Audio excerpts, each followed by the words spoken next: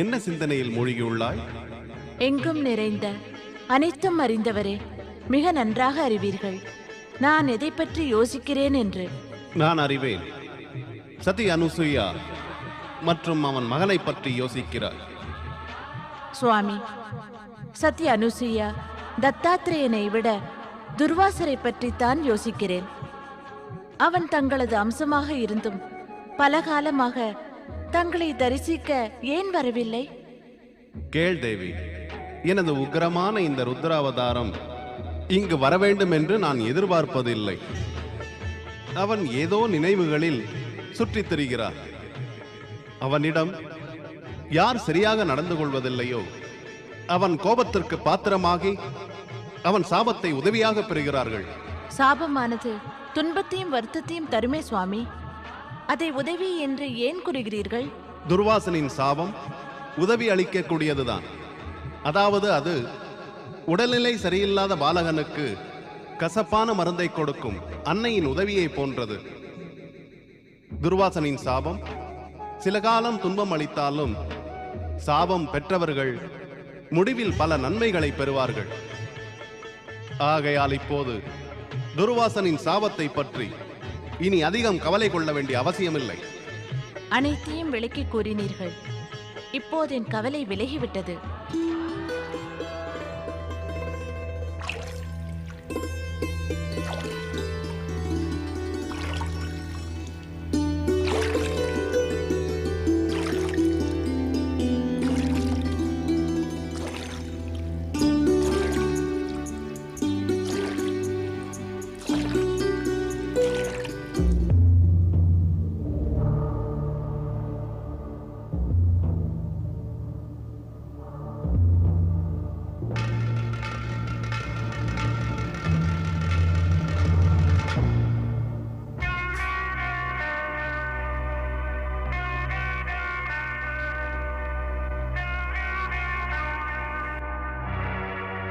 நில்லுங்கள். நீங்கள் யார்? எங்கு செல்கிறீர்கள்? நாங்கள் மகாராஜா துஷ்யந்தனை காண செல்கிறோம். அவர் ஏன் காண வேண்டும்? அவரை காண வேண்டியது மிகவும் அவசியம். நீங்கள் எங்கிருந்து வருகிறீர்கள்? கண்வரிஷியின் ஆசிரமத்திலிருந்து வருகிறோம். இவர் கௌதமி தாய், இவள் கண்வரிஷியின் புதல்வி சகுந்தலை. நீங்கள் இருவரும் கண்வரிஷியின் சீடர்களா? ஆம்.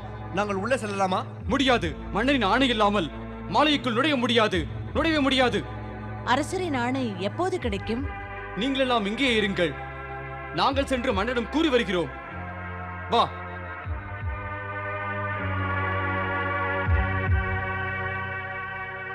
மன்னவர் வாழ்க. கூறு சேவகனே. மகாராஜா, மாளிகை வாயிலில் சில ஆசிரமவாசிகள் வந்துள்ளனர். இந்த ஆசிரமவாசிகள் யார்? கண்வரிசி ஆசிரமவாசிகள் 20 சிஷ்யர்கள். அதோடு அவரது மகள் சகுந்தலா, அவருடன் கூட ஒரு மூதாட்டி கௌதமி தாயாவாள். சிஷ்யர் சகுந்தலா, கௌதமி தாய், இவர்களெல்லாம் யார்? சரி, அவர்கள் யாராக இருந்தாலும் சரி, அவர்களை உள்ளே அழைத்து வா. தங்கள் ஆணை மன்னவா. தங்களுக்கு ஏன் இந்த சிந்தனை மகாராஜா? இந்த ஆசிரமவாசிகள் திடீரென்று என்னை காண ஏன் வந்துள்ளனர்? வனத்திற்கும் ஆசிரமத்திற்கும் ஏதாவது உதவி தேவைப்பட்டிருக்கலாம். வனத்திற்கு தாங்கள் வேட்டையாட சென்றபோது வனத்தில் ஆசிரமவாசிகளிடம் இறக்கப்பட்டு உதவி செய்வதாக வாக்களித்திருக்கலாம். ஒருவேளை அதற்காக வந்திருக்கலாம். இல்லை புரோகிதரே, இல்லை. அப்படி யாருக்கும் நான் என்றுமே வாக்களிக்கவில்லையே. அதோடு எனக்கு கௌதமி மற்றும் சகுந்தலை யார் என்று தெரியாது. மன்னவர் வாழ்க. தாங்கள் பராக்கிரமசாலி சக்கரவர்த்தியான ராஜாவின் புகழ் இந்த நாட்டில் எங்கெங்கும் பரவியுள்ளது. அவர் சகுந்தலையை அறியாரா? கண்வரிஷியின் ஆசிரமத்திற்கு வந்து அவளை கந்தர்வ விவாகம் செய்து கொண்டீர்களே, அவளை தங்களுக்கு தெரியாதா? என்ன கூறுகிறீர்கள்? நான் கண்வரிஷியின் ஆசிரமத்திற்கு வந்து இந்த பெண்ணை கந்தர்வ விவாகம் செய்து கொண்டேனா? ஆம் மகாராஜா துஷ்யந்தரே. ஆசிரமத்தில் இருக்கும் சகுந்தலையின் தோழிகள் மட்டுமல்ல, அங்கிருக்கும் பசு பட்சிகளும் செடி கொடி மரங்களும் இந்த விவாகத்திற்கு சாட்சி. தங்களை கந்தர்வ விவாகம் செய்து கொண்ட பிறகு சகுந்தலை இப்போது கர்ப்பவதி ஆகிவிட்டாள். ஆகையால் கண்வரிஷி வேண்டுகோள் விடுத்துள்ளார். தாங்கள் இவளை தங்களது மனைவியாக ஏற்றுக்கொள்ள வேண்டும். என்ன கூறுகிறீர்கள்? அறிந்து பேசுகிறீர்களா? சத்தியம் ஒன்றைதான் நான் கூறுகிறேன். இல்லை, இது சத்தியம் இல்லை, அசத்தியம்தான். குற்றச்சாட்டு. தாங்கள் வேண்டுமென்றே அஸ்தினாபுரத்து ராஜா மீது குற்றம் சுமத்துகிறீர்கள். நான் கண்வரிஷியின் ஆசிரமத்தில் பிரவேசித்ததில்லை. பிறகு இந்த பெண்ணை எவ்வாறு மணந்து கொண்டிருக்க முடியும் சொல்லுங்கள். சபையோர்களே, எனது பட்டத்து ராணியாகும் பேராசை இந்த பெண்ணை இந்த அரசவைக்கு இழுத்து வந்துள்ளது. இந்த சபையோர்களை இவள் பிரமிக்க செய்தாள். சுவாமி, என் மீது இவ்வாறு வீண் பழி சுமத்தாதீர்கள். தாங்களே அப்போது கண்வரிஷியின் ஆசிரமத்தில் என்னிடம் வேண்டிக் கொண்டீர்களே, அதையெல்லாம் மறந்து விட்டீர்களா? கற்பனை கதைகள் பலவற்றை நான் பலகாலம் கேட்டிருக்கிறேன். ஆனால் இன்று கண்கூடாக காண்கிறேன். தனது பேராசைக்காக ஒரு பெண் அசத்தியத்தை சத்தியம் என்று சாதிக்கிறாள். இல்லை இல்லை, அவ்வாறு இல்லை. தாங்கள் ஆசிரமத்தில் இருந்து செல்லும் பொழுது விரைவில் திரும்பி வந்து என்னையும் தங்களுடன் அழைத்து செல்வேன் என்று வாக்களித்தீர்கள். அதை மறந்து விட்டீர்களா? மறந்து விட்டீர்களா? எனக்கு தாங்கள் நம் காதலின் சின்னமாக ஒரு கணையாழியை கொடுத்தீர்களே. கணையாழி? நம் காதலின் சின்னமாக உனக்கு கணையாழி கொடுத்தேனா? இப்போது அந்த கணையாழி எங்கே? கணையாழி எங்கே? அந்த கணையாழி அது எங்கு போய்விட்டது? கண்வ மகரிஷியின் ஆசிரமத்தில் வசிக்கின்ற பேதை பெண்ணே, உனது கற்பனை கதை முடிந்து விட்டது. அதில் நான் பாத்திரம் இல்லை. எந்த கணையாழியை பற்றி நீ கூறினாயோ அது உன்னிடம் இல்லவே இல்லை. இப்போது இந்த அரசு சபையில் ஒரு பெண் அவமானப்படுவதை நான் விரும்பவில்லை. ஆகையால் கடும் சொற்கள் எதையும் பிரயோகம் செய்யாமல், கடிந்து கொள்ளாமல் வந்த வழியே திரும்பிச் செல் என்று மட்டும் உன்னிடம் கூறுகிறேன். நீ கர்ப்பவதியான காரணத்தால் உனக்கு இந்த அரசாங்கத்தின் சார்பாக அடைக்கலம் அளித்து கவனித்துக் கொள்ளும் வசதியை நான் உனக்கு அளிக்க முடியும். அரசு புரோகிதரே, தாங்களே ஏற்பாடு செய்யுங்கள். இந்த பெண் இங்கு தங்கும் பொறுப்பை ஏற்றுக்கொள்ளுங்கள். தங்கள் ஆணை மகாராஜா. சகுந்தலே,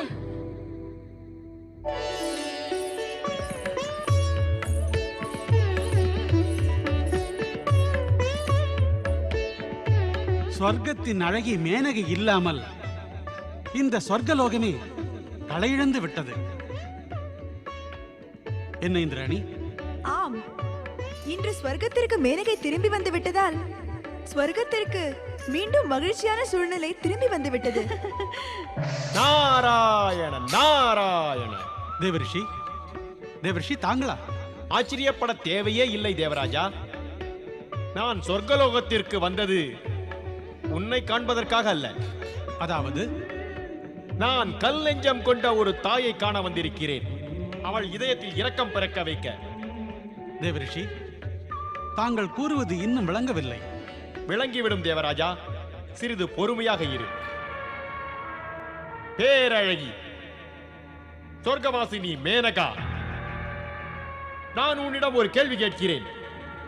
பூலோகத்திற்கு சென்ற பொழுது அங்கு உன் மூலம் பிறந்த உனது வாரிசை அங்கு ஏன் விட்டு விட்டு வந்தாய்? தாய்மை என்பது முழு ஜகத்திலேயே அமிர்தத்திற்கு இணையானது. அதை அவமதிக்கின்ற மாபெரும் குற்றத்தை நீ ஏன் செய்து வந்தாய்?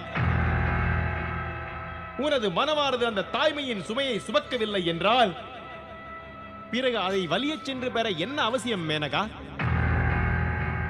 இந்த தாய்மையும் அதன் பெருமையும் அதன் மகத்துவமும் உனக்கு தேவையே இல்லை என்றால் பிறகு பூலோகம் சென்று போகத்தை அனுபவிப்பதற்கு இவ்வாறு ஏன் முயற்சி செய்து வந்தாய் மேனகா? பூலோகத்தை விட்டு விலகியே இருக்க வேண்டும் என்றால் பூலோகத்திற்கு சென்று பெண்ணை பெற்று அவளை உன்னுடையவள் என்று கூறிக்கொள்ள உனக்கு என்ன தயக்கம் இருந்தது மேனகா? பிறகு அந்த மானிட பெண்ணை எதற்காக பெற்றெடுத்தாய்? உன்னுடைய குற்றம் குற்றமற்ற அவளை சாபத்தைப் போல மிகவும் கடுமையாக வாட்டிக் கொண்டிருக்கிறது. மேனகா, வாழ்க்கையில் இந்த பேரழகை தக்க வைத்துக் கொள்கின்ற முயற்சியில் உனது மகளுக்கு இருள் சூழ்ந்த வாழ்க்கை ஒன்றை நீ ஏன் அளித்தாய்? கூறு மேனகா, உனக்கு ஏதாவது பதில் இருக்கிறதா? நிர்பந்தங்களை புரிந்து கொள்ளுங்கள் தேவரிஷி. ஒருமுறை சொர்க்கலோகத்திற்கு திரும்பி வந்த பிறகு கடந்த காலத்தை எல்லாம் மறந்துவிட நினைக்கிறேன். பூலோக வாசிகளுடன் இனி எனக்கு சம்பந்தமில்லை. நாராயண நாராயண. இடமும் லோகமும் மாறுவதால் மட்டும் மேனகா தாய்மையும் தாய் மகளுக்கு இடையில் உள்ள உறவும் மாறுவதே கிடையாது. அவ்வாறு இருந்தால் இந்த ஜகத்தில் தாய்மை, அதன் பெருமை, மகத்துவம் எல்லாம் அழிந்து போய்விடும். யார் கூறுவார்கள் என்ன குற்றம் செய்தாலோ அந்த குற்றமற்ற சகுந்தலை? நீ அவளை பூலோகத்தில் விட்டுவிட்டு வந்தாய். நீ வந்த பிறகு துர்பாக்கியம் அவளை தனது கொடிய பிடிக்குள் சிக்க வைத்துக் கொண்டது. அந்த குழந்தை கொடிய மிருகங்களுக்கு இடையில் அடர்ந்த வனத்தில் தன்னந்தனியாக தாய்மை என்ற அன்பை பெற கதறி கதறி அழுது கொண்டு தவித்துக் கொண்டிருந்தது. கண்வரிஷிக்கு இறைவன் நன்மை செய்ய வேண்டும். அவர்தான் தக்க தருணத்தில் வந்து அந்த குழந்தைக்கு பேருதவி செய்தார். குழந்தையை ஆசிரமத்திற்கு எடுத்துச் சென்று தனது மகளைப் போலவே போற்றி வளர்த்து ஆளாக்கினார். அவள் வளர்ந்ததும் அங்கு துஷ்யந்தன் வந்து சேர்ந்தான். அவள் மீது மோகம் கொண்டு தனது காதலையும் தெரிவித்தான். கந்தர்வ விவாகமும் செய்து கொண்டான். ராஜா துஷ்யந்தனோ சென்று விட்டான். ஆனால் அவன் சென்ற பிறகு அவன் நினைவிலேயே மூழ்கி கிடந்த சகுந்தலைக்கு கிடைத்ததோ கோபம் கொண்ட ரிஷி துர்வாசரின் சாபம்.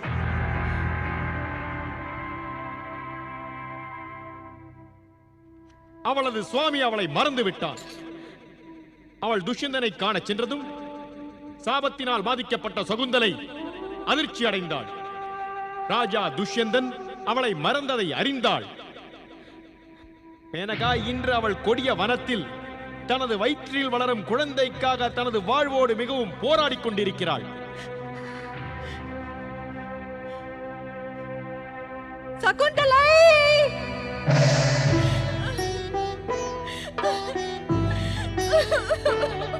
அழுது புலம்புவதால் என்ன நடக்கும் சகுந்தலா? மகாராஜா துஷ்யந்தன் உனக்கு வசதிகளை கொடுத்த போது அதை நீ ஏற்றுக்கொள்ள ஏன் மறுத்து விட்டாய்? சரிதான், இப்போது நீ எங்களுடன் ஆசிரமத்திற்கு வந்துவிடு. இல்லை, நான் தந்தையை காண வரமாட்டேன். ஏன் வரமாட்டாய்? மகரிஷி கண்வர் உனது சோக கதையை கேட்டு உனது தவறுகள் அனைத்தையும் மன்னித்து விடுவார். இல்லை, இந்த நிலையில் தந்தையை காணவே மாட்டேன். சகுந்தலா, நீ தாயாக போகிறாய். இங்கும் அங்கும் எவ்வாறு, எதற்காக அலைகிறாய்? எதற்காக அலைகிறாய்? தாய் இருக்கையில் மகள் இவ்வாறு அலைந்து திரிய என்ன அவசியம் உள்ளது?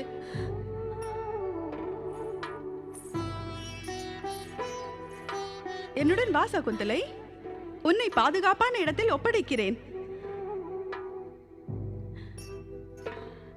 எனது தவறுக்கு பிராயச்சித்தம் செய்ய வந்துள்ளேன் மகளே. என்னுடன் வா. நான் தான் உனது தாய் மேனகை.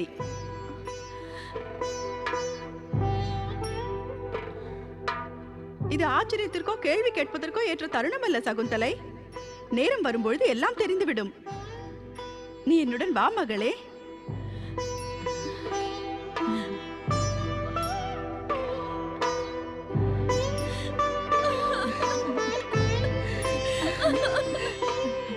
மகளே, அழாது. மகரிஷி கண்வருடைய ஆசிரமம் வர உனக்கு விருப்பமில்லை. வேறொரு இடத்தில் இருக்கவும் விருப்பமில்லை. உனக்கு நன்மை என்னவெனில் இப்போது உன் தாயுடன் சென்று விடு. திரும்பி செல் மகளே. தந்தையிடம் கூறுங்கள், அவரது ஆசீர்வாதத்தால் இந்த இக்கட்டிலிருந்து விடுபட்டு விடுவேன். அதன் பிறகு ஆசிரமத்தில் அவரை நான் தரிசிக்க வருவேன்.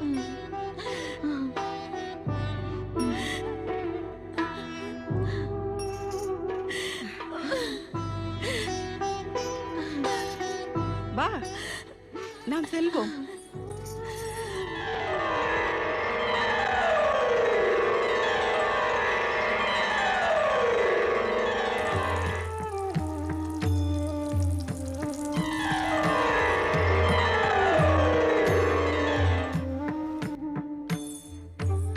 ரிஷியே மரிச்சி, நான் தங்களிடம் வந்துள்ளேன்.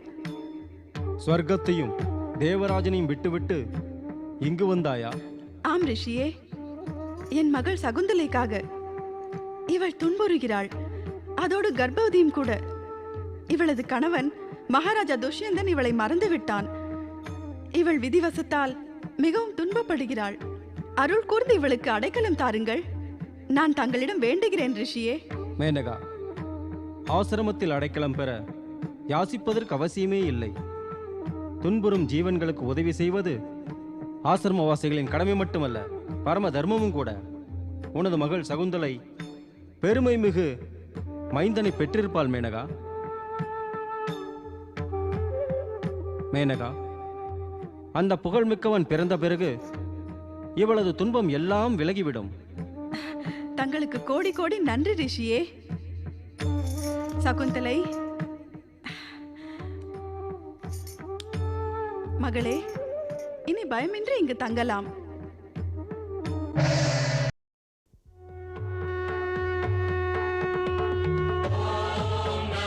Shiva.